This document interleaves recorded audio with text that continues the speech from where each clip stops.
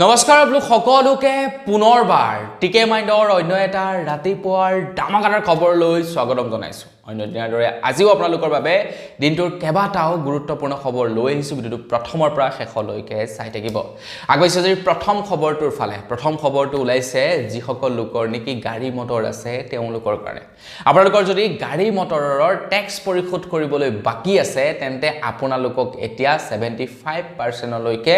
কৰ ৰেহাই প্ৰদান কৰিব বুলি জনাইছে পৰিবহণ বিভাগৰ তৰফৰ পৰা। আপোনালোকে যদি 31 ডিসেম্বৰৰ পূৰ্বে আপোনালোকৰ বাহনৰ কৰ পৰিশোধ কৰে তেনেহলে আপোনালোকক 75% লৈকে কৰ ৰেহাই প্ৰদান কৰিব বুলি জনাইছে। কিন্তু 31 মাৰ্চৰ পূৰ্বে আপোনালোকে কৰিব লাগিব ইয়াৰ পৰিশোধ কৰ পৰিশোধ আপোনালোকে 31 মাৰ্চৰ পূৰ্বে কৰিব লাগিব। 31 ডিসেম্বৰ নহয়, সৰি ক্ষমা কৰিব, 31 মাৰ্চৰ পূৰ্বে আপোনালোকে কৰিব লাগিব কৰ পৰিশোধ। পৰিবহণ বিভাগৰ ফালৰ পৰা আপোনালোক সকলোৰে কাৰণে এককালীন নিষ্পত্তিৰ সুবিধা প্ৰদান কৰিছে।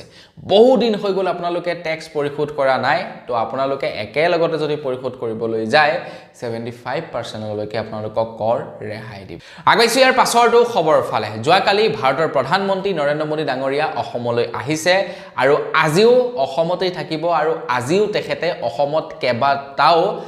ভাল তেখেতে কাম শুভ উদ্বোধন কৰি থৈ যাব। আৰু যি কি নহওক প্ৰধানমন্ত্ৰী ডাঙৰীয়া আহিছে, তেখেতক মোষ্ট ওয়েলকাম জনাইছো। আৰু আজি তেখেতৰ কি কি শেডিউল আছে সেই সম্পৰ্কেও আপোনালোকক জনাই যাম। তো সেই সময়তে খবৰ ওলাই পৰিছে যোৱাকালি আদানিও আহিছিলে আমাৰ অসমলৈ আৰু খবৰ লোৱা অনুসৰি আদানিয়ে প্ৰতিশ্ৰুতি দিছে যে আমাৰ অসমত 1 লাখ কোটি টকাৰ বিনিয়োগ কৰিব আদানিয়ে। ইয়াৰ ফলত লাখ লাখ যুৱক যুৱতীয়ে চাকৰি লাভ কৰিব, লাখ লাখ যুৱক যুৱতীয়ে কৰ্মসংস্থাপন লাভ কৰিব। 1 লাখ কোটি টকা বিনিয়োগ কৰিব আদানিয়ে। আগবাইছো ইয়াৰ পাছৰ খবৰ ফালে। খবৰ লৈ পৰিছে যোৱাকালি আমাৰ অসমত এটা খুবেই মৰ্মান্তিক ৰেল দুৰ্ঘটনা হয়। যিটো ৰেল দুৰ্ঘটনাত এজনো মানুহৰ বাৰু এক্সিডেণ্ট নহয়, কিন্তু 7টাকৈ হাতীৰ মৃত্যু হয়। খবৰ লোৱা অনুসৰি যোৱাকালি নগাঁৱৰ কামপুৰত এক্সিডেণ্ট হয়, মানে ৰেল এক্সিডেণ্ট হয়, ৰেল দুৰ্ঘটনা হয়। খবৰ লোৱা অনুসৰি ৰাজধানী এক্সপ্ৰেছৰ খুন্দাত মৃত্যু হয় 7টাকৈ হাতী, ইঞ্জিন সহ 5টাকৈ ডবা বাগৰি পৰে। কিন্তু সৌভাগ্যক্ৰমে কোনো এজন লোকৰে মৃত্যু নহয় বুলি খবৰ লাইছে। নগাঁৱৰ কামপুৰত নিশা এই শোকাবহ দুৰ্ঘটনা সংঘটিত হয়। খাদ্যৰ সন্ধানত নিশা ওলাই আহিছিল হাতীকেইটা আৰু ওলাই আহোঁতেই এনেধৰণৰ ঘটনা সংঘটিত হয় পুৱতি নিশাতে। তো বন্ধু বান্ধৱীসকল, খুবেই এটা দুখ লগা ঘটনা যোৱাকালিৰ দিনটোত। তো আশা কৰোঁ যাতে কোনো মানুহৰ ক্ষয়ক্ষতি নহওক। যি এতিয়ালৈকে বাৰু কোনো ক্ষয়ক্ষতি হোৱা নাই বুলি ৰিপৰ্টছ ওলাইছে, কিন্তু 7টাকৈ হাতীৰ মৃত্যু হয়, এয়াহে খুব দুখ লাগিছে। আগবাইছো ইয়াৰ পাছৰটো খবৰ ফালে। ভাৰতৰ প্ৰধানমন্ত্ৰী নৰেন্দ্ৰ মোদী ডাঙৰীয়াই আজি অসমত থাকিব। আজিও অসমত থাকিব, মানে অসমৰ কেইবাটাও কাম কাজত তেখেতে অংশগ্ৰহণ কৰিব। হয়তো ৰাতিলৈ তেখেত উৰা মাৰিব পাৰে পুনৰবাৰ। যোৱাকালি আমাৰ অসমত আহি উপস্থিত হৈছে আৰু যোৱাকালি তেখেতে প্ৰায় 2:40 পৰা তেখেতৰ যি কাৰ্যসূচী আছিলে, যি শেডিউল আছিলে, সেই শেডিউল মতে তেখেতে কাম কৰে। আৰু আজি তেখেতে পুৱাৰ ভাগৰ পৰাই কাম কাজ আৰম্ভ কৰিব বুলি জনাইছে। পুৱা ভাগত তেখেতে গেটৱে অফ গুৱাহাটীত উপস্থিত হ'ব। 4:45 পৰা 9:40 লৈকে 25 গৰাকী শিক্ষাৰ্থীৰে ব্ৰহ্মপুত্ৰৰ বুকুত পৰীক্ষা পে চৰ্চা কাৰ্যসূচী তেখেতে অংশগ্ৰহণ কৰিব। তাৰ পাছতে বৰগাঁৱৰ শ্বহীদ স্মাৰক ক্ষেত্ৰ তথা অক্ষয় বন্তি শ্ৰদ্ধাঞ্জলি জনোৱাৰ লগতে শ্বহীদ খগেশ্বৰ তালুকদাৰৰ প্ৰতিমূৰ্তি মাল্য অৰ্পণ কৰিব বুলি জনাইছে। দুপৰীয়া ডিব্ৰুগড়লৈ ৰাওনা হ'ব প্ৰধানমন্ত্ৰী ডাঙৰীয়া।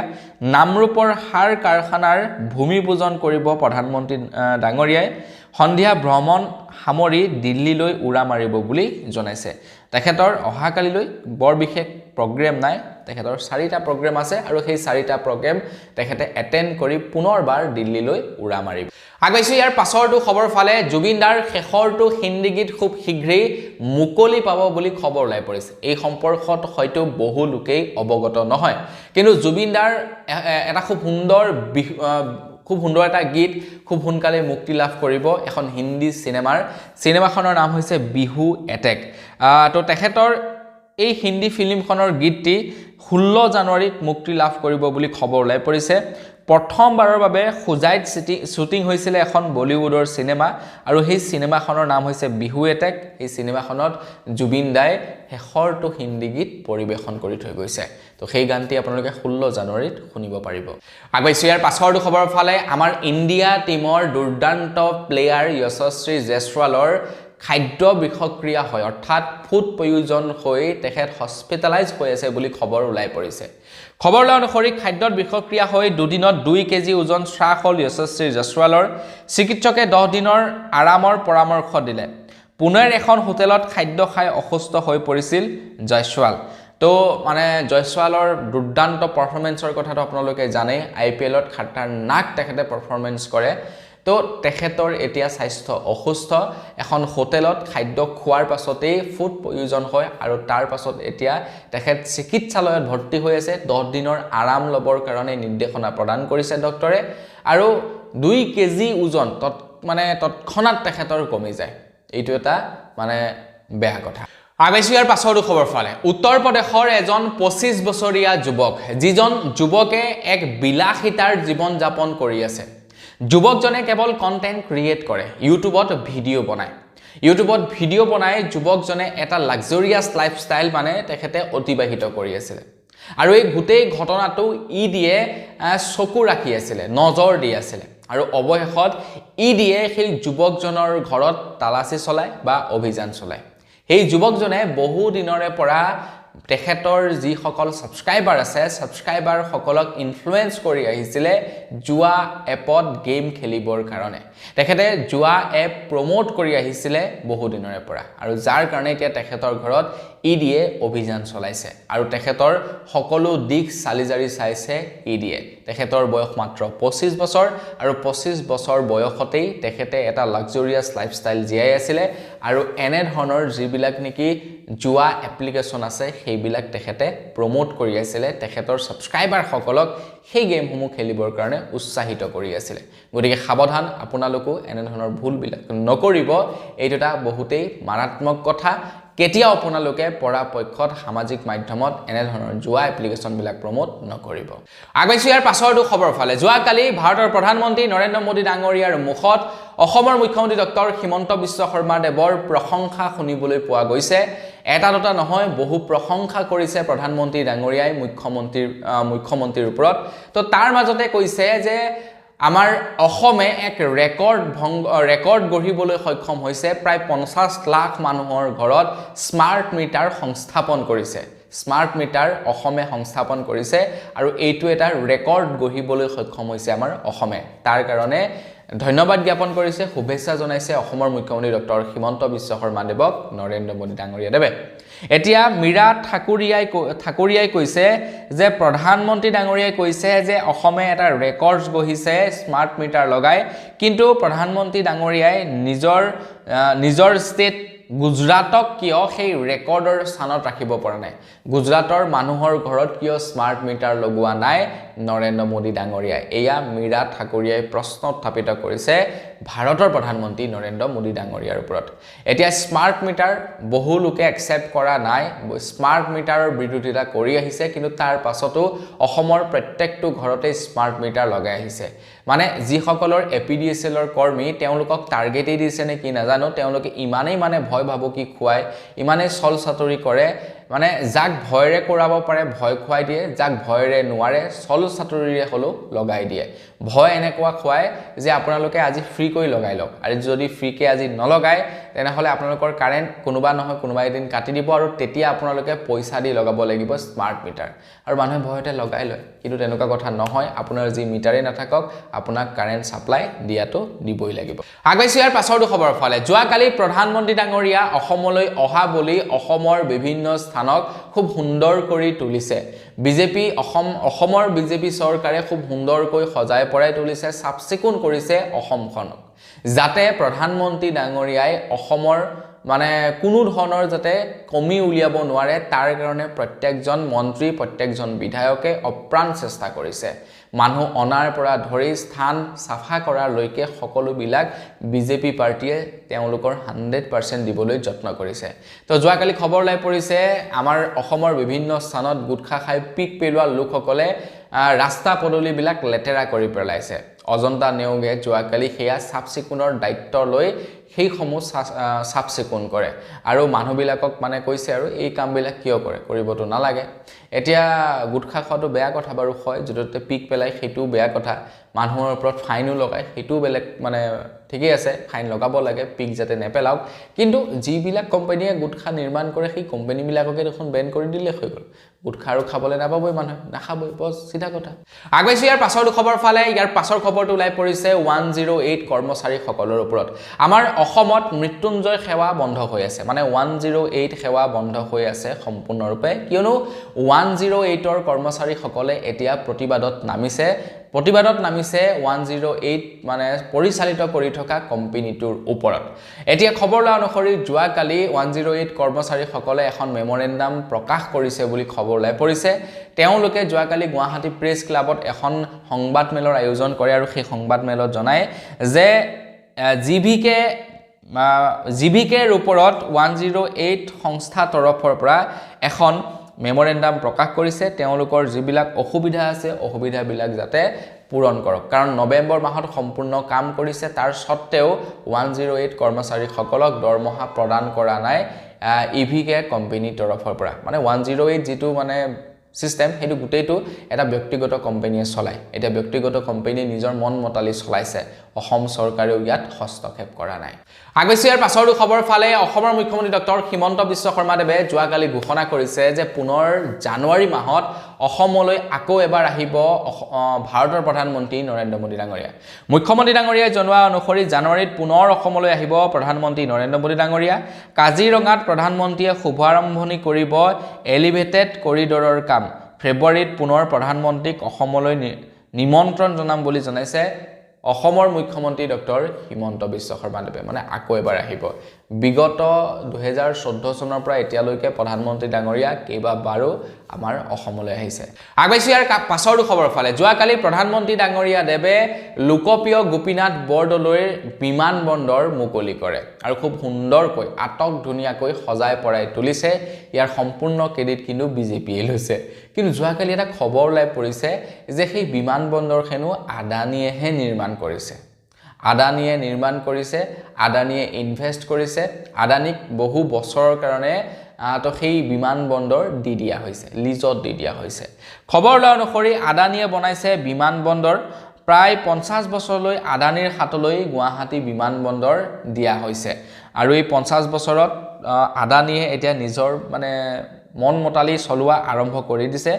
আদানীয়ে বৃদ্ধি কৰিছে বিমান বন্দৰৰ লেন্ডিং আৰু পাৰ্কিং চাৰ্জেছ মানে কোনো এখন বিমান যদি এতিয়া লোকপ্ৰিয় গোপীনাথ বৰদলৈৰ প্লেটফৰ্মত আহি মানে পৰেহি সেই বিমানখনৰ পৰা যি চাৰ্জ লয় সেয়া আগতকৈ বেছি লৈছে আৰু পাৰ্কিং কৰি ৰখাৰ চাৰ্জও আগতকৈ বেছি লৈছে আগৰ তুলনাত বৃদ্ধি কৰি দিছে যাৰ ফলত নেকি প্লেনৰ যাত্ৰা কৰা সকলৰ এতিয়া ভাড়া বৃদ্ধি পাব আগবাইছিয়াৰ পাছৰ খবৰ ফালে আপোনালোকৰ বাৰু জব কাৰ্ড আছে নে নাই কমেন্ট সেকশনত জনাবচোন জব কাৰ্ড থকা সকলে শীঘ্ৰেই কৰি লওক জব কাৰ্ডৰ ইকেৱাইচি এতিয়ালৈকে আমাৰ ভাৰতবৰ্ষত প্ৰায় 4.5 কোটি লোকৰ জব কাৰ্ড কৰ্তন কৰি দিয়া হৈছে বিগত 5 বছৰত 4.5 কোটি মানুহৰ জব কাৰ্ড কৰ্তন কৰিছে গতিকে সাৱধান আপোনালোকৰ যদি জব কাৰ্ড আছে ইকেৱাইচি কৰক নহলে কিন্তু আপোনালোকৰ জব কাৰ্ড কৰ্তন কৰিব এটা 4.5 কোটি জব কাৰ্ড কটা মানে এঘৰ মানুহতো এজন ব্যক্তি নাথাকে 4 জন 5 জন থাকে কিমান মানুহৰ নাম জব কাৰ্ডৰ পৰা কৰ্তন গৈছে এবাৰ নিজেই ক্যালকুলেশন কৰক আগবেছিয়াৰ পাছৰ খবৰ ফালে 2026 চনত অনুষ্ঠিত কৰা হ'ব আইসিসিৰ T20 ওয়াৰ্ল্ড কাপ আইসিসিৰ T20 ওয়াৰ্ল্ড কাপৰ 15 জনীয়া দলৰ নাম ঘোষণা কৰি দিছে সেই দলত কিন্তু শুভমান গিল ঈশান কিষাণ আৰু ৰিয়ান পৰাগে স্থান পোৱা নাই বুলি খবৰ ওলাই পৰিছে কোন কেইজনে স্থান পাইছে মই আপোনালোকক স্ক্ৰিনত নামসমূহ দি দিছো কেপ্টেইন হ'ব সূৰ্য কুমাৰ যাদৱ তাৰ লগতে বাকি 15 জনৰ নাম স্ক্ৰিনত মই আপোনালোকক দি দিছো পঢ়ি লব কিন্তু খবৰ লোৱা অনুসৰি শুভমান গিল আৰু কিপাৰ ঈশান কিষাণ আৰু লগতে আমাৰ অসমৰ ক্ৰিকেটাৰ ৰিয়ান পৰাগে স্থান নাই পোৱা বুলি খবৰ ওলাই পৰিছে বাকি 15 জনীয়া দলটিৰ নাম মই স্ক্ৰিনত দি দিছো পঢ়ি লব আগবাইছিয়াৰ পাছৰ খবৰ ফালে অসমলৈ আহিছে ভাৰতৰ প্ৰধানমন্ত্ৰী নৰেন্দ্ৰ মোদী ডাঙৰীয়া অসমৰ মহিলাসকল বিৰাটেই উৎসাহিত হৈছে অসমৰ জনগণ উৎসাহিত হৈছে প্ৰধানমন্ত্ৰী ডাঙৰীয়াক চাবৰ কাৰণে তো সেই সময়তে অখিল গগৈ ডাঙৰীয়াই প্ৰধানমন্ত্ৰীক এটা ৰিকুৱেষ্ট কৰিছে যে প্ৰধানমন্ত্ৰী মহোদয় আপুনি যেহেতু অসমলৈ আহিছে গতিকে আপোনাক এটা অনুৰোধ জনাব বিচাৰো আপুনি এবাৰ হলেও জুবিন ক্ষেত্ৰত সোমাব জুবিন দাক শ্ৰদ্ধাঞ্জলি জনাব এতিয়া সেই সম্পৰ্কে প্ৰধানমন্ত্ৰী ডাঙৰীয়াক অসমৰ বিজেপি পাৰ্টিয়ে অৱগত কৰিছে নে নাই কৰা নাজানো কিন্তু একাংশ ৰাইজে বিচাৰিছে যে প্ৰধানমন্ত্ৰী ডাঙৰীয়াই জুবিন দাক জুবিন ক্ষেত্ৰত গৈ সেই সন্মানকন জনে কাৰণ জুবিন দাই সেই সন্মানকন ডিজাৰ্ভ কৰে আগৈছো ইয়াৰ পাছৰটো খবৰ ফালে তো বাংলাদেশত এজন হিন্দু যুৱকক মাৰপিট কৰি যুৱকজনক মানে গছত উলমাই জ্বলাই দিয়ে তো এই ভিডিওটো হয়তো আপোনালোকে সামাজিক মাধ্যমত দেখা পাইছে ভিডিওটো ইয়াতে মই ইউজ নকৰো কাৰণ সেফটি পাৰপাসৰ কাৰণে চেনেলৰ ওপৰত ৰিস্ক আহিব পাৰে এটা খবৰ লাই পৰিছে যি সকল লোকে নেকি এই কাৰ্য সংঘটিত কৰাইছিলে তাৰে 7 জন লোকক গ্ৰেফতাৰ কৰিছে বাংলাদেশৰ প্ৰশাসনে এজন হিন্দু ব্যক্তিক মাৰপিট কৰি উলমাই জিন্দা জ্বলাই দিছে ভাবক এনেকুৱা হ'ব পাৰে মানুহবিলাক আগৈছো ইয়াৰ পাছৰ খবৰ ফালে আমি শুনি আহিছো যে দেউতাকৰ যি কাষ্ট হয় লৰা বা ছোৱালীয়ে সেই কাষ্টেই লাভ কৰে হয় নহয় বাৰু কাষ্ট সাৰ্টিফিকেট উলিয়াবৰ কাৰণে দেউতাকৰ কাষ্ট সাৰ্টিফিকেটৰ দৰকাৰ হয় কাৰণ দেউতাকৰ যিটো কাষ্ট হয় সেই কাষ্টটোৱে লৰা ছোৱালীয়ে লাভ কৰে কিন্তু কেৱল দেউতাকৰ মানে কাষ্টটোৱে যে লাভ কৰিব লাগিব তেনেকুৱা কথা নহয় মাকৰ যি নেকি কাষ্ট সেই কাষ্টটো ল'ব পাৰে লৰা ছোৱালীয়ে তো এই সম্পৰ্কত এগৰাকী মহিলাই উচ্চ ন্যায়ালয়ত তেখেতে এখন এজাহাৰ দাখিল কৰিছিলে মানে এটা অভিযোগ উত্থাপিত কৰিছিলে যে মোৰ 3টা ল'ৰা ছোৱালী আছে মোৰ 3টা ল'ৰা ছোৱালী মোৰ যিটো কাষ্ট হয় সেইটো দিব বিচাৰো আৰু সেই সম্পৰ্কত এটা গোচৰ চলিছিলে আৰু সেই গোচৰৰ শুনানি জাৰি কৰি উচ্চতম ন্যায়ালয়ে কৈছে যে কেৱল দেউতাকৰে যে কাষ্টটো ল'ব লাগিব তেনেকুৱা নহয় মাকৰো কাষ্টটো ল'ব পাৰে ল'ৰা ছোৱালীয়ে গতিকে আপুনি যদি ওবিসি বা এসসি মানে জেনাৰেল তেনেহলে এসটি বা এসসি ল'ব পাৰিব যদি আপোনাৰ মা যদি এসটি বা এসসি হয় আগৈছো একেবাৰে হেখৰটো খবৰ ফালে একেবাৰে হেখৰ খবৰটো ওলাই পৰিছে ৰেশন কাৰ্ড ধাৰীৰ বাবে তো আমাৰ অসমৰ এতিয়া বিভিন্ন স্থানত জিলা প্ৰশাসনৰ তৰফৰ পৰা অভিযান চলাই ৰেশন কাৰ্ড কৰ্তন কৰি দিছে যোৱাকালি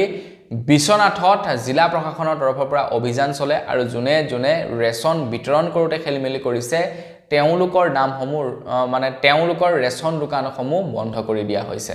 এটা বহু স্থানত এই কাম কৰিছে বহু স্থানত ৰেশন দোকানবিলাক বন্ধ কৰি দিছে এতিয়া মানুহৰ চিন্তা হৈ পৰিছে যে ৰেশন দোকানবিলাক যে বন্ধ কৰি দিছে আমি ৰেশন লম কৰ পৰা কিন্তু জিলা প্ৰশাসনৰ ফালৰ পৰা জনাইছে যে চিন্তা কৰিব নালাগে আপোনালোকৰ ৰেশন কাৰ্ডখন ওচৰৰ যিকোনো এজন কণ্ট্ৰলৰ দোকানীৰ সৈতে মেপিং কৰাই দিব আৰু আপোনালোকে সেই জনৰ পৰা চাউল দালি চেনি নিমখ এই সামগ্ৰীবিলাক ল'ব পাৰিব বুলি জনাইছে তো কমেন্ট সেকশনত জনাব আপোনালোকৰ তাত খেলিমেলি কৰে নেকি তো আজিৰ ভিডিও জনাবলগীয়া খবৰ ইমান কেইটা আছিল খবৰ কেইটা জানি আপোনালোকৰ কেনে লাগিলে কমেন্ট সেকশনত জনাব যদি ভাল লাগিলে লাইক এটা কৰি দিব চেনেলটো সাবস্ক্ৰাইব কৰা নাই সাবস্ক্ৰাইবটো কৰি ল'ব পুনৰ লগ পোৱাৰ আশা থাকিলে বিদায় মাগিছো ধন্যবাদ জয়